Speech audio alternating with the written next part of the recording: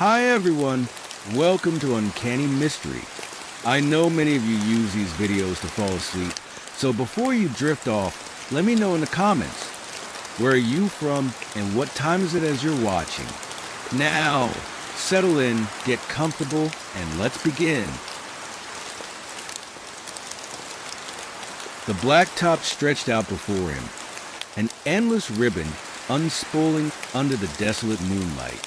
Jack, a long-haul trucker with 1,000 stories etched into the lines of his face, knew the loneliness of the open road. But tonight, the solitude felt different, heavier, laced with an unease he couldn't quite place. He was driving through a stretch of highway known locally as the Devil's Mile, a place whispered about in hushed tones at truck stops and diners. They said it was haunted. Jack, a man of logic and diesel fumes, had always scoffed at such tales. Ghosts and ghouls were for campfire stories, not grown men. Yet, tonight, the hair on the back of his neck prickled with an inexplicable chill. The wind howled around his rig, sounding like a mournful cry, and the shadows cast by the sparse roadside trees seemed to writhe and twist into grotesque shapes. He'd been driving for hours, the hypnotic rhythm of the road lulling him into a state of semi-consciousness. Suddenly, he saw headlights in his rear-view mirror. Another trucker, he assumed, until he noticed how quickly the vehicle was gaining on him. It was a dark sedan, its headlights blazing, tailgating him relentlessly. Jack frowned. Tailgating was a trucker's pet peeve, a dangerous and unnecessary risk. He flicked his turn signal, indicating he was moving over to the right lane, but the sedan didn't slow down. Instead, it pulled alongside him, the driver's side window rolling down. Jack glanced over, expecting to see an angry face, but what he saw made his blood run cold. The driver was a woman, pale and gaunt, with hollow eyes that seemed to burn with an otherworldly light. Her lips were stretched into a grotesque smile, revealing teeth that were too sharp, too long. She raised a hand, beckoning him closer. Jack slammed on the brakes, his rig shuddering to a halt. The sedan sped off, disappearing into the darkness. He sat there for a moment, his heart pounding in his chest, trying to rationalize what he had seen. He was tired, he told himself, his mind playing tricks on him, but he couldn't shake the image of the woman's face, the chilling intensity of her gaze. He continued driving, but the unease lingered. He kept checking his rear-view mirror, expecting to see the sedan again, but the road behind him was empty. The only sound was the rumble of his engine and the wind whistling through the cracks in his windshield. A few miles further down the road, he saw something in the distance, a figure standing by the side of the highway. He slowed down, thinking it was a stranded motorist. As he got closer, he realized it was a woman, the same woman he had seen in the sedan. She was standing perfectly still, her arms outstretched, as if she was trying to flag him down. He hesitated, his instincts screaming at him to drive away. But something compelled him to stop.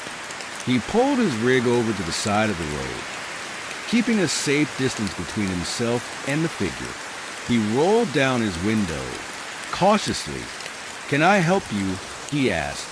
The woman didn't answer. She just stood there, her arms outstretched, her head bowed. He could hear her breathing, a slow, rasping sound that sent shivers down his spine. He reached for his flashlight, his hand trembling. He shone the light on the woman's face. She looked up and Jack gasped. Her face was even more grotesque than he remembered, her skin pale and decaying, her eyes hollow sockets filled with an eerie light. She opened her mouth and a voice, cold and whispery, echoed in the night air. "You can't escape me," it hissed. Jack slammed his windows shut and put his rig in gear. He sped off, leaving the woman standing by the side of the road. He didn't look back. He drove for hours, his eyes glued to the road, his heart pounding in his chest. He didn't stop until he reached the next town, a small, brightly lit oasis in the vast darkness. He parked his rig and went inside a diner, seeking the comfort of human interaction. He told the other truckers about what he had seen, but they just laughed and dismissed his story as the product of fatigue and an overactive imagination. But Jack knew what he had seen. He knew that the woman on the highway was not a figment of his imagination. She was real, or at least as real as a ghost could be. He never drove on the Devil's Mile again. He avoided that stretch of highway like the plague, but he knew that he would never truly escape the haunted highway. The image of the woman's face, the chilling whisper of her voice, was forever burned into his memory. It was a reminder that some roads are best left untraveled, some secrets are best left undisturbed, and that sometimes the things that go bump in the night are more real than we want to believe. The rusted gates groaned open, their hinges protesting after decades of neglect. A chill, deeper than the autumn air, seeped into Dr. Emily Carter as she stepped onto the grounds of Cranbrook Mental Asylum. Abandoned for nearly 50 years, it stood as a monument to forgotten treatments and whispered horrors, a place locals avoided after dark. Emily, a parapsychologist with a fascination for the unexplained, was determined to spend a week within its decaying walls, hoping to document any paranormal activity. Cranbrook was a labyrinth of crumbling corridors, peeling paint and shattered windows. Dust lay thick, disturbed only by the occasional scurrying of rats. The silence was oppressive, broken only by the wind whistling through broken panes and the unsettling creak of the building settling. Emily set up her equipment, cameras, audio recorders, EMF readers. In what she assumed was the main ward, a large room with rows of rusted bed frames. The first few days were uneventful. Emily explored the asylum, documenting its history, the chilling remnants of its past. Straitjackets hanging limply in a corner, medical instruments caked in dried something, and padded cells that seemed to absorb sound and light. She felt a constant unease, a feeling of being watched, but attributed it to the atmosphere and her own overactive imagination. But then, the whispers started. They were faint at first, barely audible, like the rustling of leaves. She'd hear them in the empty hallways, a soft murmur just at the edge of her hearing. She dismissed them as the wind or the building settling, anything to maintain her scientific objectivity. The whispers grew louder, more distinct. They seemed to follow her from room to room, swirling around her like a ghostly chorus. She started to hear words, fragments of sentences, spoken in hushed tones.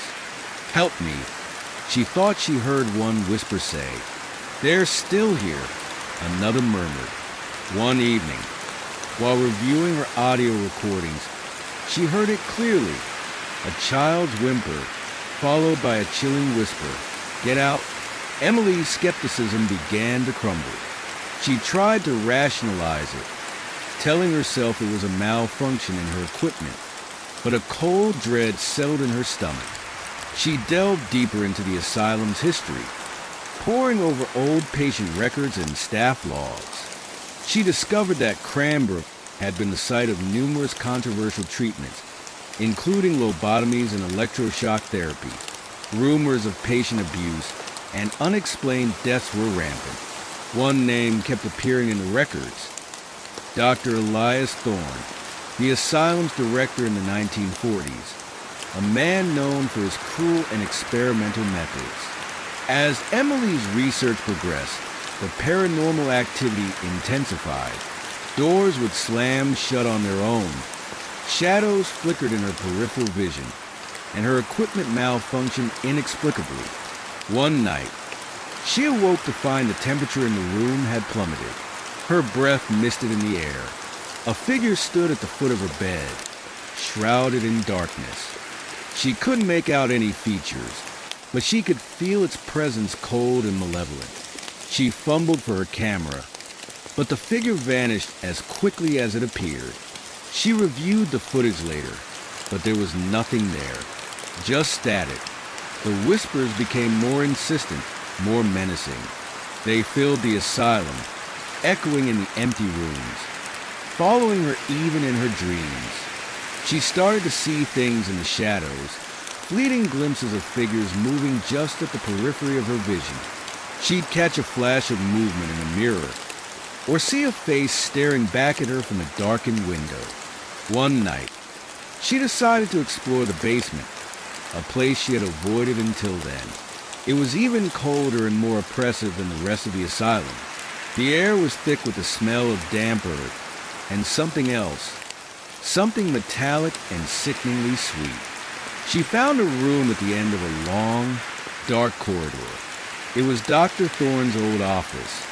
Inside, she found his journals, bound in human skin. As she read, she discovered the horrifying truth about Cranbrook. Dr. Thorne had been conducting experiments on his patients, attempting to unlock the secrets of the human mind, to control their thoughts and emotions. He had believed that pain and fear were the keys to unlocking psychic abilities. As she read further, the whispers intensified, swirling around her like a tempest. She felt a presence in the room, a dark, malevolent presence that made the hairs on the back of her neck stand on end. The temperature dropped again, and the air crackled with static electricity. Suddenly, the whispers coalesced into a single voice, a chilling whisper that spoke her name. "Emily," it hissed, "you shouldn't have come here." She dropped the journal, her heart pounding in her chest. She turned to run, but she was too late. A dark figure emerged from the shadows, its features finally visible in the dim light. It was Dr. Thorne, or at least what she imagined he would have looked like. His eyes glowed with an eerie, otherworldly light. "You disturbed my work," he whispered, his voice filled with malice. "Now you will pay the price." Emily screamed, but no sound came out. She tried to run, but her legs were frozen in place. Dr. Thorne moved closer, his shadow stretching across the floor. Emily closed her eyes, bracing herself for the inevitable. She felt a cold hand touch her arm. She gasped, opening her eyes. Dr. Thorne was gone. The room was empty. Only the whispers remained, swirling around her, mocking her fear. Emily knew then that she couldn't stay in Cranbrook any longer. She packed her bags and left the next morning, leaving the asylum and its secrets behind. But the whispers followed her. They were always there, just at the edge of hearing, a constant reminder of the darkness she had encountered. She knew she would never truly escape the abandoned asylum. It had become a part of her, a chilling echo in the silence of her own mind.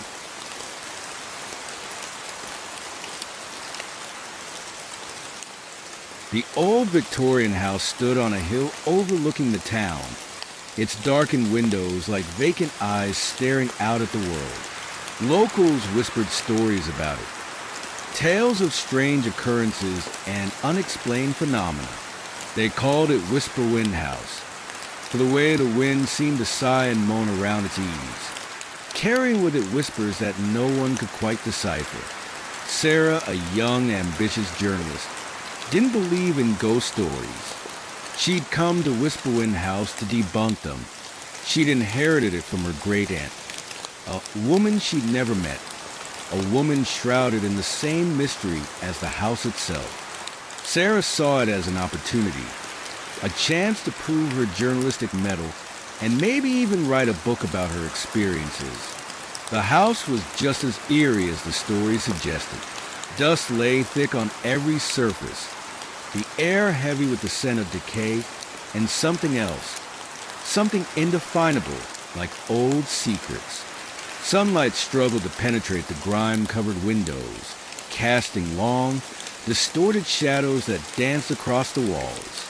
Sarah, armed with her skepticism and a notebook full of questions, began her exploration. The first few days were uneventful. She found nothing but cobwebs, creaking floorboards, and the general atmosphere of an abandoned house. She started to think the locals were just superstitious, their imaginations running wild. But then, the whispers started. At first, they were faint, barely audible. She'd hear them when she was alone in her room, a soft murmuring just at the edge of hearing. She'd strain to listen, trying to make out the words, but they were always just beyond her grasp. She dismissed them as the wind or the old house settling, anything to maintain her skeptical facade. But the whispers grew louder, more distinct. They seemed to follow her from room to room, swirling around her like a ghostly chorus. She started to hear words, fragments of sentences, spoken in hushed tones. "Get out," she thought she heard one whisper say. "She's watching," another murmured. Sarah's skepticism began to waver.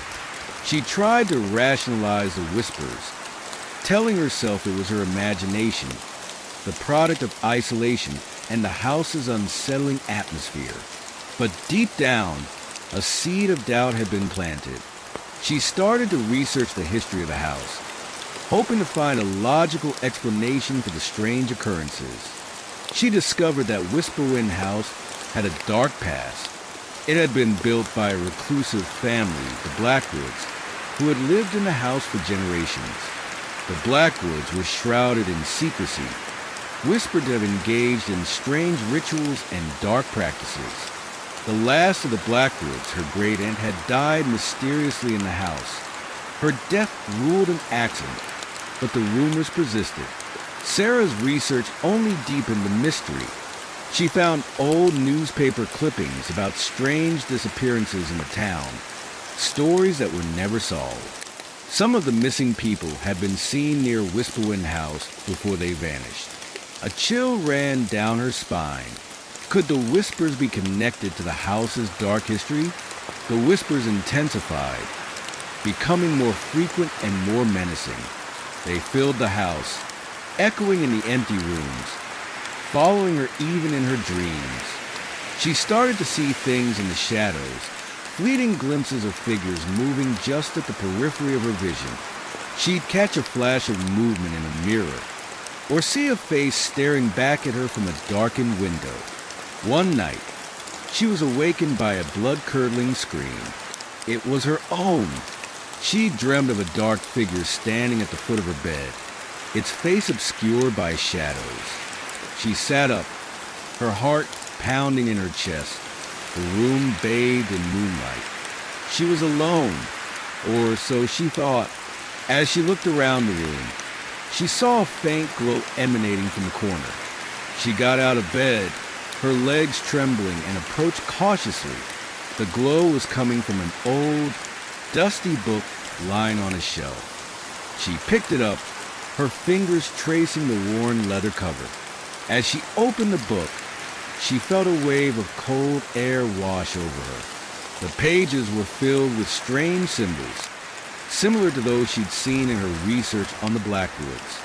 As she flipped through the pages, the whispers grew louder, swirling around her like a tempest. She felt a presence in the room, a dark, malevolent presence that made the hairs on the back of her neck stand on end. Suddenly, the whispers coalesced into a single voice, a chilling whisper that spoke her name. "Sarah," it hissed, "you shouldn't have come here." She dropped the book, her heart pounding in her chest. She turned to run, but she was too late. A dark figure emerged from the shadows, its features finally visible in the moonlight.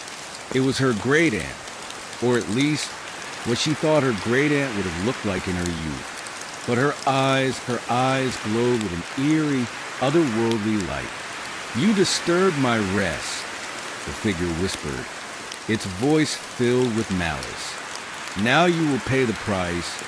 Sarah screamed, but no sound came out. She tried to run, but her legs were frozen in place. The figure moved closer, its shadow stretching across the floor. Sarah closed her eyes, bracing herself for the inevitable. She felt a cold hand touch her arm. She gasped, opening her eyes. The figure was gone. The room was empty. Only the whispers remained, swirling around her, mocking her fear. Sarah knew then that she couldn't stay in Whisperwind House any longer. She packed her bags and left the next morning, leaving the house and its secrets behind. But the whispers followed her. They were always there, just at the edge of hearing, a constant reminder of the darkness she had encountered. She knew she would never truly escape the whispers in the dark. They had become a part of her, a chilling echo in the silence of her own mind.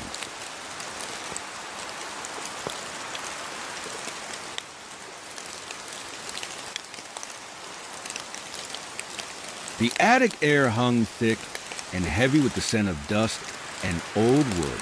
Ilara, a young woman with a penchant for the antique and macabre, carefully navigated the clutter, her flashlight beam dancing across forgotten treasures and discarded relics. She'd inherited her grandmother's house, a sprawling Victorian mansion filled with strange and wonderful things, and the attic, with its promise of hidden secrets, was her favorite haunt. Today, her gaze was drawn to a dusty trunk tucked away in a corner. It was intricately carved with delicate floral patterns, and a small, tarnished brass lock secured it. Ilara's fingers tingled with anticipation. What hidden treasures lay within? After a bit of fiddling, the lock clicked open. Ilara lifted the heavy lid, revealing a collection of antique dolls. They weren't the cheerful, rosy-cheeked dolls of childhood. These were different. Their porcelain faces were pale and delicate, their eyes wide and unsettlingly lifelike. They wore elaborate hand-stitched costumes, some faded with age, others remarkably preserved. Ilara felt a strange pull towards them, a mixture of fascination and unease. She picked up one of the dolls, a small, slender figure dressed in a Victorian morning gown. Its porcelain skin was cool to the touch, and its eyes seemed to follow her as she moved. As she examined the doll, she noticed a small, almost imperceptible seam at the back of its neck. Curiosity piqued. She gently pried it open. Inside, nestled amongst the stuffing, she found a small, folded piece of paper. It was a letter, written in a spidery, elegant script. As Ilara read, a chill ran down her spine. The letter was a confession, detailing the dark secrets of the dollmaker, a man named Silas Blackwood, who had lived in the house generations ago. Blackwood, the letter explained, was obsessed with capturing the essence of life in his creations. He believed that by incorporating something of a living being into his dolls, he could imbue them with a soul. His methods, however, were horrifying. Ilara's breath hitched. The letter described how Blackwood would lure young children to his workshop with promises of toys and treats. Once inside, the letter trailed off, the remaining words obscured by age and water damage. Ilara's hands trembled as she reread the letter. She looked at the doll in her hand, its innocent face now seeming sinister, its eyes mocking. A wave of nausea washed over her. She carefully placed the doll back in the trunk, her movements slow and deliberate. She wanted to close the trunk and forget what she had read, to pretend that the letter was just a story, a macabre fantasy. But she couldn't. The image of the doll's vacant stare, the chilling implications of the letter, were burned into her mind. She decided to explore the rest of the attic, hoping to find more clues about Blackwood's dark activities.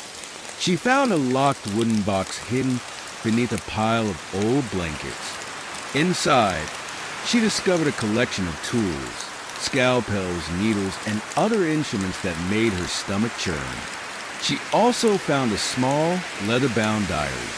The diary detailed Blackwood's experiments, his twisted obsession with creating living dolls. He wrote about his subjects, the children he had lured to his workshop, their fear and desperation fueling his dark art.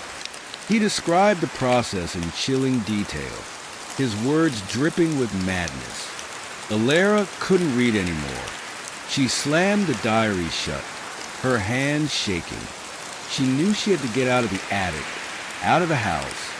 She felt a presence, a cold, malevolent presence that made the hairs on the back of her neck stand on end. She could almost hear the whispers, the faint cries of the children trapped within the dolls. As she turned to leave, she saw something move in the shadows, a figure, small and doll-like, standing in the corner of the attic. It was one of the dolls, the one she had examined earlier, the doll in the morning gown. It was staring at her, its porcelain face expressionless, its eyes glowing with an eerie light. Alara gasped, stumbling backward. The doll moved closer, its movements jerky and unnatural. "You know our secret," a voice whispered, a chorus of voices, small and childlike, echoing in the attic. "Now you will join us." Alara screamed, but no sound came out. She tried to run, but her legs were frozen in place. The doll reached out a small, porcelain hand, its fingers brushing against her cheek. Alara closed her eyes, bracing herself for the inevitable. She felt a sharp prick, a burning sensation in her neck. She gasped, opening her eyes. The doll was gone. The attic was silent. Only the whispers remained, swirling around her, mocking her fear. Alara stumbled down the stairs, her heart pounding in her chest. She ran out of the house, not stopping until she reached the town. She never went back. She tried to forget what she had discovered, to bury the memory of the doll maker's secret deep within her mind. But she couldn't. The image of the doll's face, the chilling whispers, were forever etched into her memory. She knew that she would never truly escape the doll maker's secret. It had become a part of her, a chilling echo in the silence of her own heart.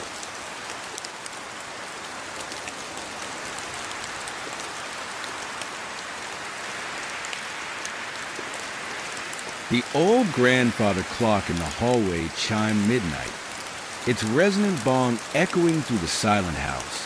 A shiver ran down Amelia's spine, despite the warmth of the summer night. She'd heard the stories, whispered in hushed tones by the older kids in the neighborhood. Stories of the Midnight Man, a shadowy figure said to appear only when the clock struck 12. A creature of darkness that preyed on the lonely and the vulnerable. Amelia, a bookish and imaginative 12-year-old, had always dismissed these tales as childish fancy. But tonight, alone in the creaking old house while her parents were away, a sliver of doubt crept into her mind. The house seemed to hold its breath, the silence amplifying every creak and groan. She'd tried to distract herself with a book, but the words blurred on the page. Her gaze kept drifting to the grandfather clock, its pendulum swinging back and forth like a hypnotic eye. As the final chime faded into the stillness, she held her breath, half expecting something to happen. Nothing did, or so she thought. She got up, telling herself she was being silly. She went to the kitchen for a glass of milk, hoping to calm her nerves. As she poured the milk, she heard a soft scratching sound coming from the living room. She froze, her heart pounding in her chest.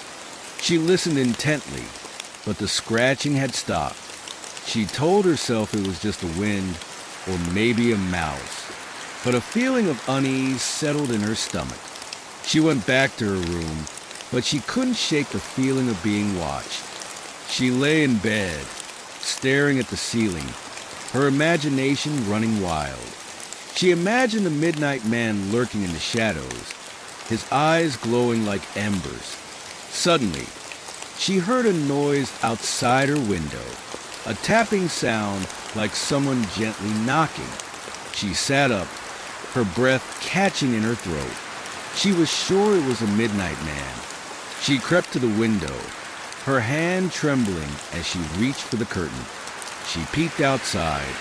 There was nothing there, just the dark, silent garden. She let out a sigh of relief, but her relief was short-lived. As she turned away from the window, she saw a figure standing in the corner of her room. It was tall and shadowy, its features obscured by the darkness. She couldn't make out its face, but she could feel its presence, cold and malevolent. Amelia screamed, but no sound came out. She tried to run, but her legs were frozen in place. The figure moved closer, its shadow stretching across the floor. She closed her eyes, bracing herself for the inevitable. She felt a cold hand touch her arm. She gasped, opening her eyes. The figure was gone. The room was empty. Only the silence remained, heavier now, more oppressive. Amelia didn't sleep for the rest of the night. She sat in her bed, her eyes wide open, listening to every creak and groan of the house. She was sure the midnight man was still out there, lurking in the shadows, waiting for her. The next morning, her parents returned. Amelia told them about what she had seen, but they just dismissed her story as a bad dream. They told her she had let her imagination get the better of her. But Amelia knew what she had seen. She knew that the midnight man was real. She knew that he was out there, waiting for the clock to strike midnight again. She never told anyone about her encounter again. She kept the secret locked away in her heart, a chilling reminder of the night she met the midnight man. She knew that she would never truly escape him. He had become a part of her, a shadow lurking in the corners of her mind. And every time she heard the clock strike midnight, she would remember the chilling whisper of his presence, the cold touch of his hand. The midnight man was always there, waiting in the darkness.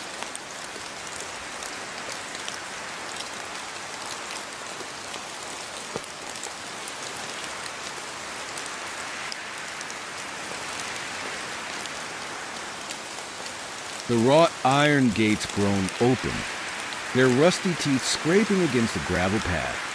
A chill, distinct from the autumn air, enveloped Sarah as she stepped into the forgotten cemetery. Overgrown weeds tangled around crumbling headstones, their inscriptions faded and illegible. Twisted branches of ancient trees clawed at the sky, casting long, skeletal shadows that danced across the uneven ground. Sarah, an amateur genealogist with a fascination for local history, had come to this neglected burial ground, hoping to find the final resting place of her ancestors. The cemetery was a labyrinth of forgotten lives, a silent city of the dead. The air hung heavy with the scent of damp earth and decaying leaves. A sense of profound loneliness permeated the place, a feeling of being utterly cut off from the world of the living. Sarah felt a prickle of unease, a feeling of being watched, but she pressed on, determined to find her family's plot. She wandered through the maze of tombstones, her fingers tracing the weathered inscriptions, trying to decipher the names and dates. Most of the stones were too worn to read, their secrets lost to time. She found a few markers that looked promising, but none bore the name she was searching for. As the sun began to set, casting long, ominous shadows across the cemetery, Sarah felt a growing sense of dread. She decided to give up for the day and return another time. She turned to leave, but as she did, she noticed a small, unmarked grave tucked away beneath a gnarled oak tree. Curiosity piqued. She approached the grave. There was no headstone, no marker of any kind, just a small mound of earth covered in overgrown weeds. She knelt down, her fingers brushing against the damp soil. As she did, she felt a chill, colder than any she had felt before. She cleared away the weeds, revealing a small wooden box buried just beneath the surface. She hesitated, her heart pounding in her chest. She felt a strange pull towards the box, a feeling that she was meant to find it. She carefully lifted the box from the ground. It was old and weathered, the wood cracked and splintered. She opened it, revealing a small, leather-bound book. As she opened the book, she felt a wave of cold air wash over her. The pages were filled with strange symbols, unlike anything she had ever seen before. As she flipped through the pages, the symbols seemed to move, to writhe and shift in the fading light. She felt a presence in the cemetery, a dark, malevolent presence that made the hairs on the back of her neck stand on end. She could almost hear whispers, faint voices murmuring in the wind. Suddenly, she heard a sound behind her, a soft, shuffling sound, like something dragging itself across the ground. She turned around, her heart pounding in her chest. She saw a figure standing in the shadows, its features obscured by the darkness. It was tall and gaunt, its limbs long and spindly. Its eyes glowed with an eerie, otherworldly light. Sarah gasped, stumbling backward. The figure moved closer, its shadow stretching across the ground. She could hear its breathing, a slow, rasping sound that sent shivers down her spine. She tried to scream, but no sound came out. She was paralyzed with fear, trapped in the figure's gaze. The figure reached out a long, skeletal hand, its fingers brushing against Sarah's face. She flinched, expecting to feel the cold touch of death. But the figure didn't grab her. Instead, it pointed to the book in her hand. Sarah looked down at the book. As she did, the symbols on the pages began to glow, emitting a faint, ethereal light. She felt a strange pull, a compulsion to read the words. She started to decipher the symbols, her mind filling with images of unspeakable horrors. As she read, the figure in the shadows began to fade, its form dissolving into the darkness. The shuffling sound returned, louder now, more insistent. Sarah looked around, trying to locate the source of the noise. She saw it then, in the far corner of the cemetery, behind a row of crumbling tombstones. A shadow, darker than the surrounding darkness, was moving. It was long and sinuous, like a snake, but it had no discernible form. It writhed and pulsed, its presence filling the cemetery with a palpable sense of dread. Sarah knew then what the shadow in the cemetery was. It wasn't a ghost or a demon or any other creature of legend. It was something far more ancient, something far more terrifying. It was the embodiment of the cemetery's dark secrets, the manifestation of the evil that had festered within its grounds for centuries. She knew she had to escape, to flee the cemetery and never return. But the shadow held her captive, its presence a suffocating weight on her soul. She was trapped, bound to the cemetery, a prisoner of the darkness that lurked within its depths. She closed the book, the glowing symbols fading back into the pages. The shadow in the corner pulsed once more, then retreated further into the darkness. Sarah knew it was still there, waiting, watching. She backed slowly away, never turning her back on the darkness, her heart pounding in her chest. She never went back to the forgotten cemetery.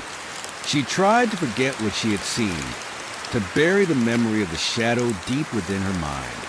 But she couldn't.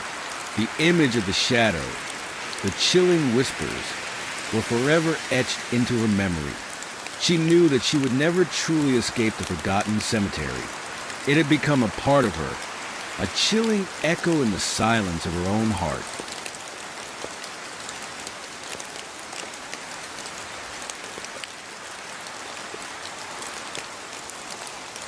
The gnarled oak stood sentinel on the crest of the hill, its twisted branches reaching out like skeletal fingers against the twilight sky. Locals called it the Twisted Tree, and they avoided it after dark.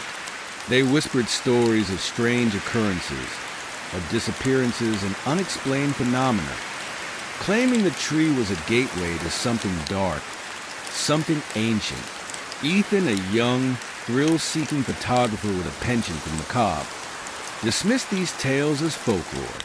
He had heard them since he was a child, growing up in the shadow of the Twisted Tree.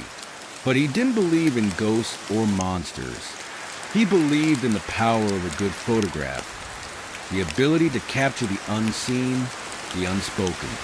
And the Twisted Tree, with its eerie beauty and ominous reputation, was the perfect subject.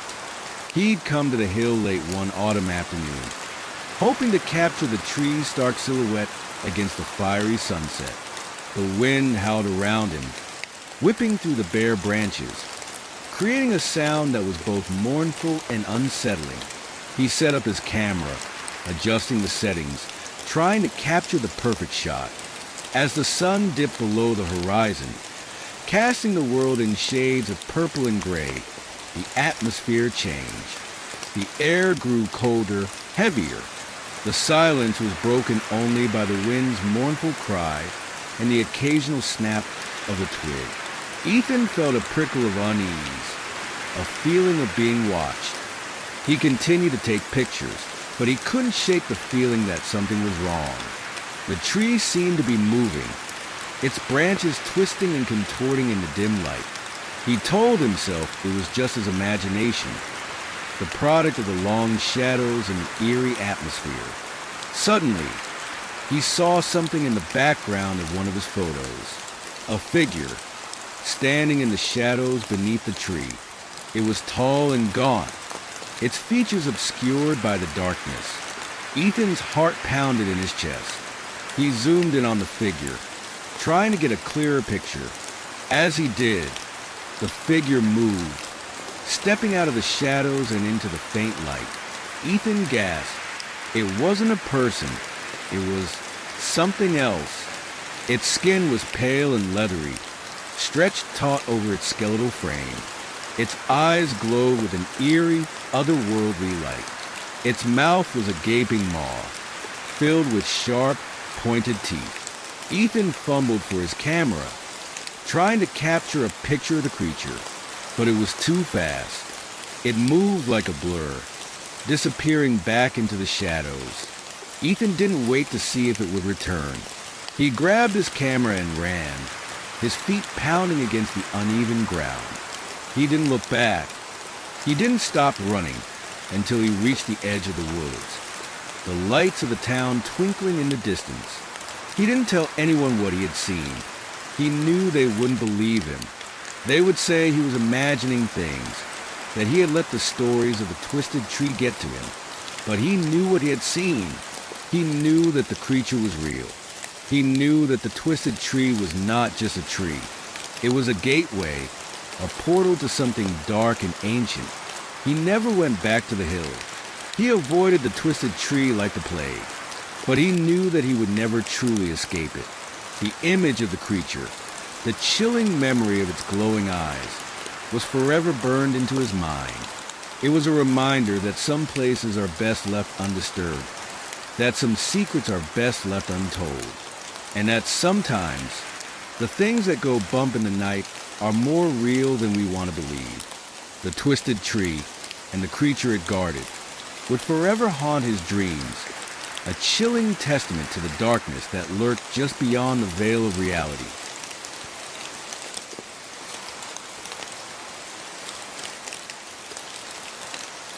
The flickering fluorescent lights of the abandoned radio station hummed a discordant tune, casting long, distorted shadows across the dusty equipment. Jake, a former radio DJ with a penchant for urban exploration, felt a thrill course through him as he stepped into the decaying studio. He'd heard rumors about this place, whispers of a final broadcast, a message from beyond the grave. They said the station was haunted, that the voice of the last DJ, a man named Arthur Corbin, could still be heard echoing through the empty airwaves. Jake, a skeptic at heart, had come to investigate. He'd always been fascinated by the stories of the paranormal, but he never actually believed them. He saw this as an adventure, a chance to explore a forgotten piece of local history. The station was a time capsule, a relic of a bygone era. Old reel-to-reel tapes lay scattered across the floor, their labels faded and illegible. Dust covered the control panel, the knobs and dials frozen in time. The air was thick with the smell of decay and static electricity. Jake set up his recording equipment, hoping to capture any unusual sounds. He explored the station, taking pictures, documenting his findings.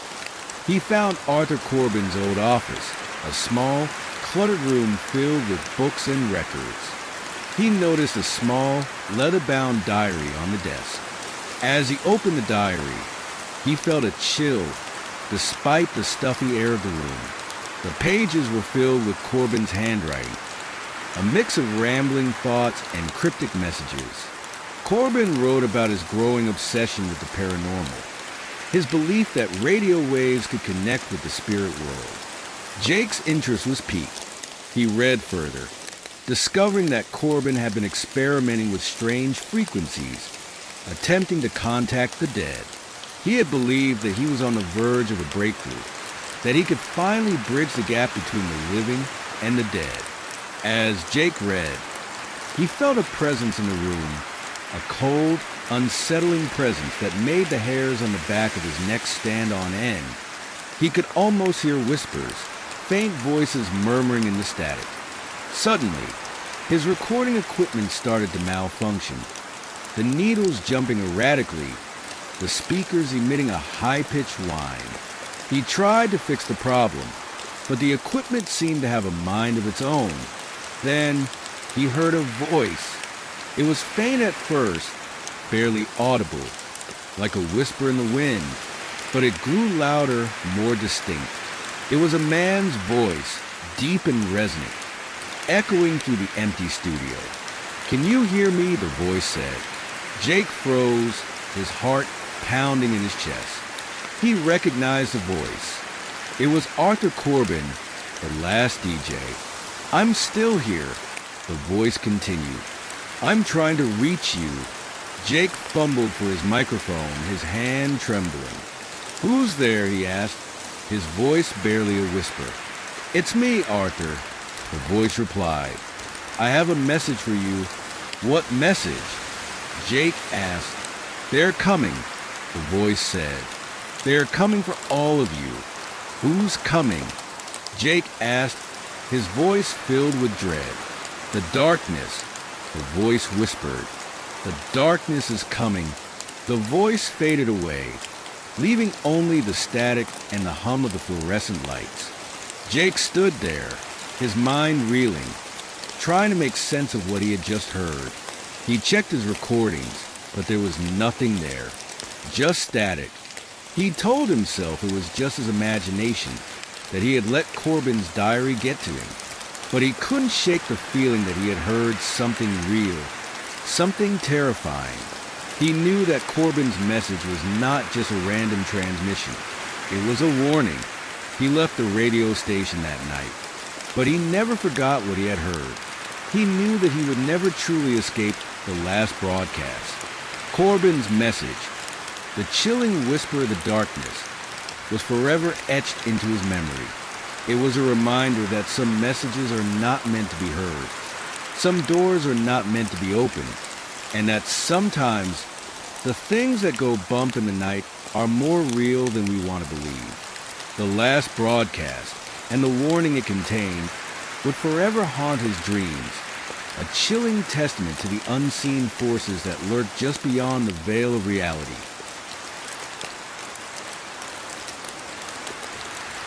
The old Victorian house stood on a quiet, tree-lined street, its darkened windows like vacant eyes staring out at the world. Locals whispered stories about it. tales of tragedy and unexplained occurrences. They called it Blackwood Manor, a name that carried a weight of sorrow and dread. Sarah, a young woman with a troubled past of her own, had inherited the house from her estranged father, a man she barely knew. She hoped that by renovating the old manor, she could not only rebuild the house, but also rebuild her life. The house was in a state of disrepair. Dust lay thick on every surface, the air heavy with the scent of decay, and something else, something indefinable, like old secrets. Sunlight struggled to penetrate the grime-covered windows, casting long, distorted shadows that danced across the walls. Sarah, determined to make the house her own, began the arduous task of cleaning and restoring it. As she worked, she started to notice strange things. Doors would creak open on their own, whispers echoed in the empty hallways, and she would catch glimpses of movement in the periphery of her vision. She dismissed these occurrences as her imagination, the product of the house's unsettling atmosphere and her own anxieties. But the strange occurrences intensified. She started to hear a sound, a faint, almost imperceptible sound, like a child crying. The sound seemed to emanate from the walls, from the very bones of the house. It was a sound filled with sorrow, a sound that chilled her to the bone. She tried to ignore it, telling herself it was just the wind or the old house settling. But the sound persisted, growing louder, more insistent. It followed her from room to room, a constant reminder of the house's troubled past. One day, while cleaning the attic, she found a hidden room, tucked away behind a loose panel in the wall. Inside, she discovered a collection of old photographs, a diary, and a small, antique doll. The photographs were of a young girl, a child with large, expressive eyes and a hauntingly sad smile. Sarah felt drawn to the girl's image, a sense of connection she couldn't explain. The diary belonged to the girl, a young resident of Blackwood Manor named Emily, who had lived in the house generations ago. As Sarah read, she discovered the tragic story of Emily's life. Emily had been a lonely child, neglected by her parents, trapped in the confines of the old house. She had poured her heart out into her diary, her words filled with sadness and despair. Sarah's heart ached for Emily. She felt a kinship with the girl, a shared sense of loneliness and isolation. She read on, her fingers tracing the faded ink, her mind filling with images of Emily's life. The diary ended abruptly, the last entry unfinished. Sarah felt a sense of unease. What had happened to Emily? She looked at the doll, lying on the dusty floor. It was a small porcelain doll, its painted face cracked and faded. It was the same doll she had seen in the photographs, the doll that belonged to Emily. As she picked up the doll, she heard a sound, a blood-curdling scream, echoing through the house. It was Emily's scream, a scream filled with terror and pain. Sarah dropped the doll, her heart pounding in her chest. She looked around the room, searching for the source of the scream. But she was alone. The scream echoed again, louder this time, followed by a chilling whisper. "Help me," the whisper said. Sarah felt a cold hand touch her arm. She gasped, turning around. Standing behind her was Emily, or at least what she imagined Emily would have looked like as a young woman. Her eyes were filled with tears, her face etched with sorrow. "I'm trapped," Emily whispered. "Trapped in this house." Sarah reached out to Emily, her hand trembling. "I'll help you," she said. Emily smiled, a sad, haunting smile. "Thank you," she whispered. Suddenly, the room grew cold, the air thick with static electricity. The lights flickered, casting long, distorted shadows across the walls. A dark figure emerged from the shadows. its features obscured by the darkness. It was tall and gaunt, its limbs long and spindly. Its eyes glowed with an eerie, otherworldly light. Sarah screamed, but no sound came out. She tried to run, but her legs were frozen in place. The figure moved closer, its shadow stretching across the floor. Emily stood between Sarah and the figure, her arms outstretched, as if she was trying to protect her. "No," she whispered. "You won't hurt her." The figure lunged at Emily, its hand outstretched, its fingers like claws. Emily closed her eyes, bracing herself for the inevitable. Sarah watched in horror, unable to move, unable to speak. She saw the figure's hand pass through Emily, as if she wasn't there. Emily opened her eyes, her face filled with sadness. "I'm already dead," she whispered. The figure turned toward Sarah, its eyes burning with malice. Sarah closed her eyes, waiting for the end, but the end never came. She opened her eyes, and the figure was gone. The room was silent. Only the sound of Emily's soft weeping remained. Sarah reached out to Emily, her hand trembling. "What happened?" she asked. "He killed me," Emily whispered. "He killed me a long time ago." "Who killed you?" Sarah asked. "My father," Emily whispered. "He's still here. He's always been here." Sarah understood then. The dark figure, the presence in the house, it wasn't a ghost. It was something far more real, something far more terrifying. It was evil that had lived within the walls of Blackwood Manor for generations. She knew she had to leave, to escape the house and its dark secrets. But she also knew that she couldn't leave Emily behind. "I'll help you," she said to Emily. "I'll help you find peace." Emily smiled, a grateful smile. "Thank you," she whispered. Sarah left Blackwood Manor that night, but she didn't leave Emily behind. She carried Emily's story with her, a chilling reminder of the silent scream that echoed through the empty halls of the old house. She knew that she would never truly escape the house, that the memory of Emily's suffering would forever haunt her dreams. The silent scream, and the evil that caused it, would forever be a part of her, a chilling echo in the silence of her own heart.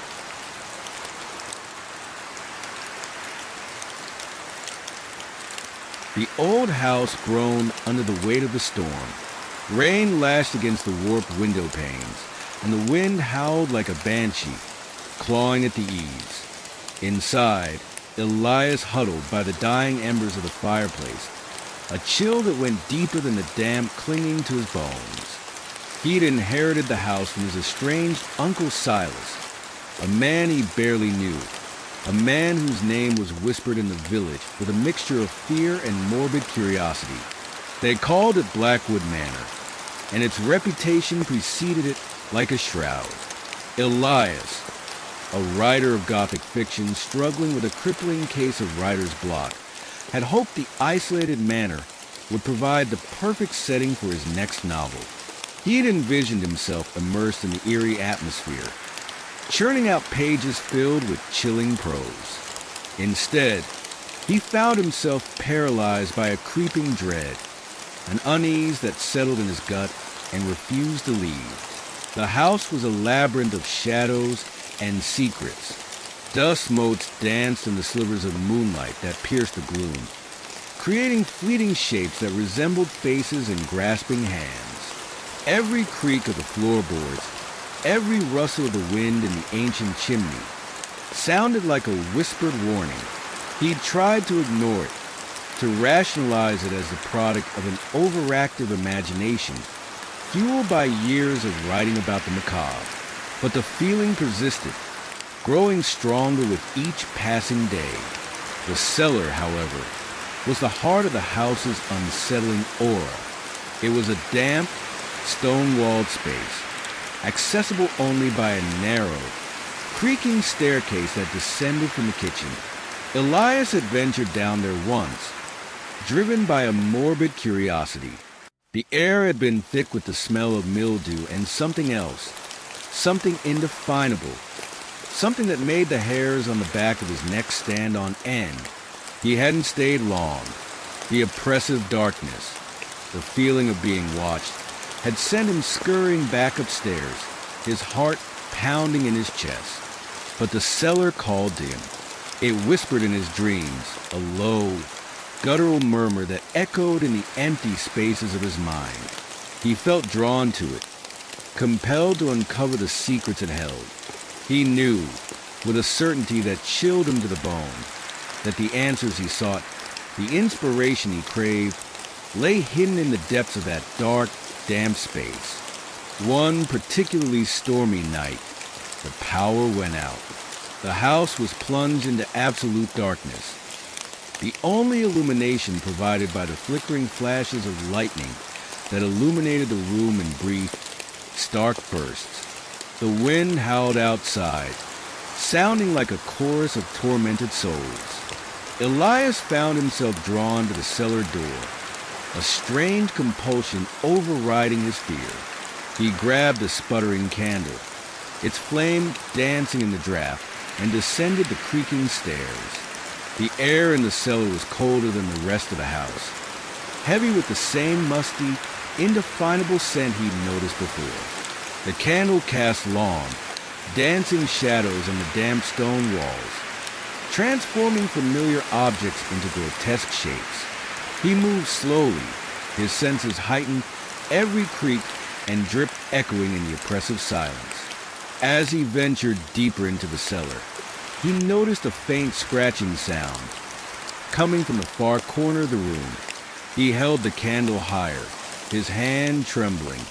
The light flickered across a pile of old furniture, covered in dust sheets.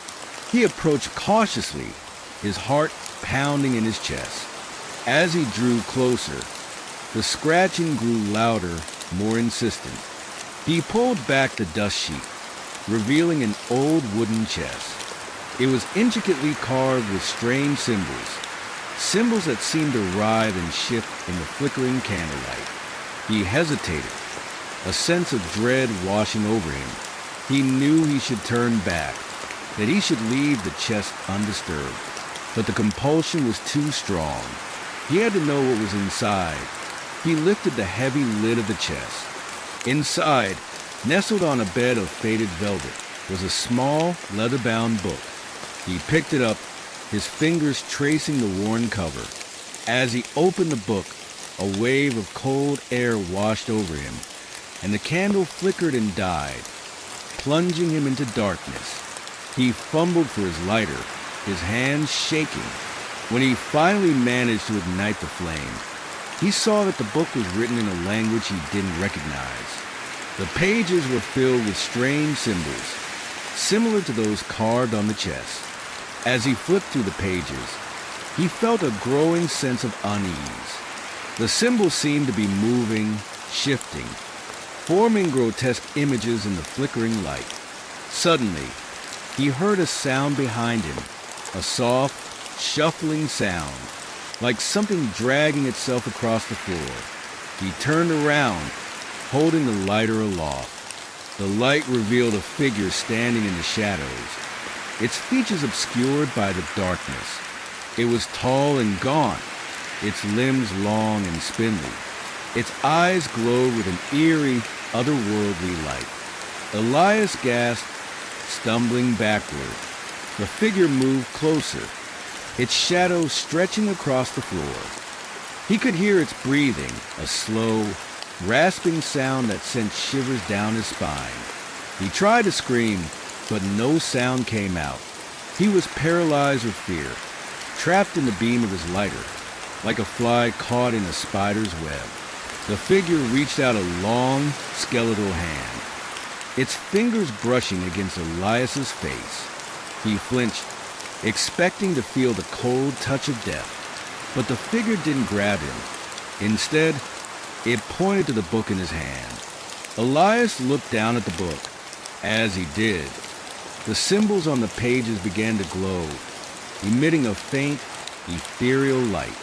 He felt a strange pull, a compulsion to read the words. He started to decipher the symbols, his mind filling with images of unspeakable horrors. As he read, the figure in the shadows began to fade, its form dissolving into the darkness. The scratching sound returned, louder now and more insistent. Elias looked around, trying to locate the source of the noise. He saw it then, in the far corner of the cellar, behind a pile of old furniture. A shadow, darker than the surrounding darkness, was moving.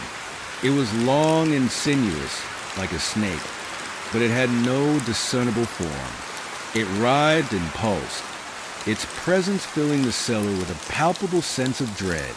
Elias knew then what the shadow in the cellar was. It wasn't a ghost or a demon or any other creature of legend. It was something far more ancient, something far more terrifying. It was the embodiment of the house's dark secrets, the manifestation of the evil that had festered within its walls for centuries. He knew he had to escape, to flee the cellar and never return. But the shadow held him captive, its presence a suffocating weight on his soul. He was trapped, bound to the house, a prisoner of the darkness that lurked within its depths. He closed the book, the glowing symbols fading back into the pages. The shadow in the corner pulsed once more, then retreated further into the darkness. Elias knew it was still there, waiting, watching. He backed slowly up the stairs, never turning his back on the cellar, his heart pounding in his chest. He never went back down into the cellar. He finished his novel, a story far more terrifying than anything he had ever written before. He left Blackwood Manor shortly after, the house and its secrets remaining undisturbed. But the shadow in the cellar stayed with him, a constant reminder of the darkness that lurks beneath the surface of reality, a darkness that can reach out and touch us even in the light. He knew, with a chilling certainty, that he would never truly escape the shadow in the cellar. It had become a part of him, a darkness that clung to his soul.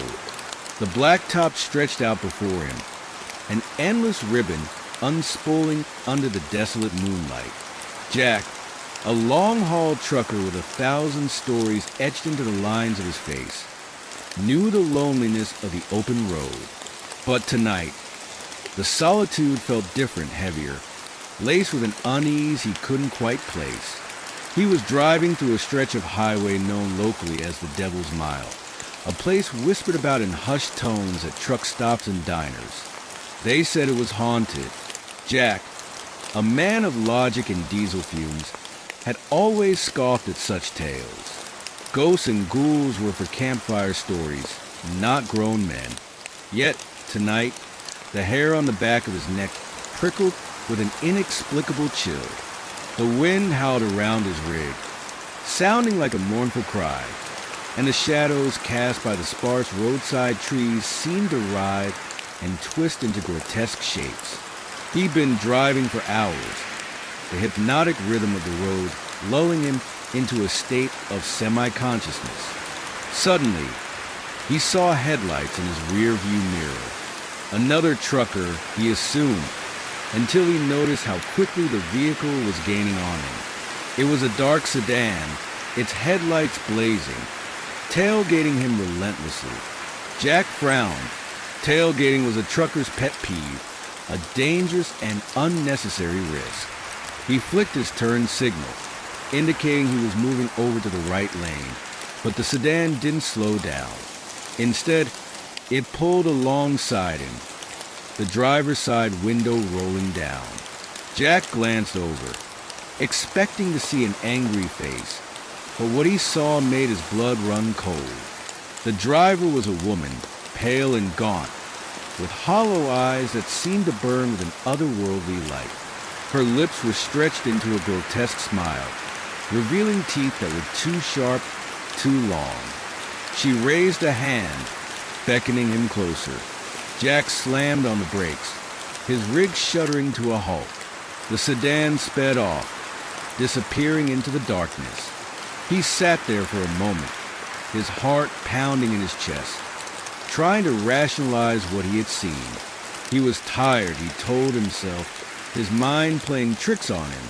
But he couldn't shake the image of the woman's face, the chilling intensity of her gaze. He continued driving, but the unease lingered. He kept checking his rear-view mirror, expecting to see the sedan again, but the road behind him was empty. The only sound was the rumble of his engine and the wind whistling through the cracks in his windshield. A few miles further down the road, he saw something in the distance, a figure standing by the side of the highway. He slowed down, thinking it was a stranded motorist. As he got closer, he realized it was a woman, the same woman he had seen in the sedan. She was standing perfectly still, her arms outstretched, as if she was trying to flag him down. He hesitated, his instinct screaming at him to drive away. But something compelled him to stop. He pulled his rig over to the side of the road, keeping a safe distance between himself and the figure. He rolled down his window, cautiously. "Can I help you?" he asked. The woman didn't answer. She just stood there, her arms outstretched, her head bowed. He could hear her breathing, a slow, rasping sound that sent shivers down his spine. He reached for his flashlight, his hand trembling. He shone the light on the woman's face. She looked up and Jack gasped. Her face was even more grotesque than he remembered, her skin pale and decaying, her eyes hollow sockets filled with an eerie light. She opened her mouth and a voice, cold and whispery, echoed in the night air.